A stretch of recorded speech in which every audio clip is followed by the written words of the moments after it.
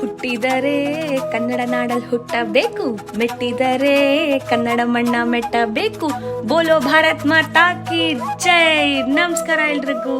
ನಾವಿವತ್ತು ಬಂದಿರೋದು ರಾಜ್ಯದ ನಾಡ ಹಬ್ಬ ಮೈಸೂರು ದಸರಾ 2024ರ ವಸ್ತು ಪ್ರದರ್ಶನಕ್ಕೆ. ಅಬ್ಬಬ್ಬಾ, ಲೈಟಿಂಗ್ ಅಂತೂ ಎಷ್ಟು ಸಖತ್ತಾಗಿ ಮಾಡಿದ್ದಾರೆ. ತಡ ಯಾಕೆ, ಬನ್ನಿ ಒಳಗೆ ಹೋಗೋಣ.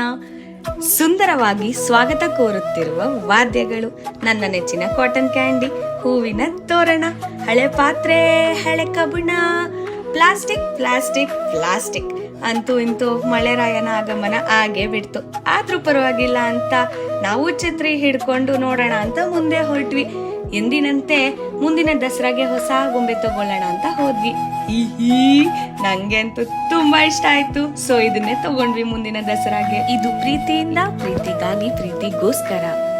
ಈ ಸಲ ಹೂವಿನ ಅಲಂಕಾರ ಮಾತ್ರ ಬಹಳ ಚೆನ್ನಾಗಿ ಮೂಡ್ ಬಂದಿತ್ತು.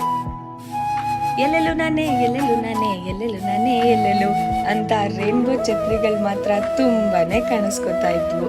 Finally coming to my favourite part. ಈ ಸಲ ನನಗೆ ಅಂತೂ ಈ ಲೈಟಿಂಗ್ ತುಂಬಾನೇ ಜಾಸ್ತಿ ಇಷ್ಟ ಆಯ್ತು. ಹಾಗಿದ್ರೆ ತಡ ಯಾಕೆ, ನೀವು ಬನ್ನಿ, ಎಂಜಾಯ್ ಮಾಡಿ. ಮುಂದಿನ ವಿಡಿಯೋಲಿ ಸಿಗೋಣ. ಬಾಯ್.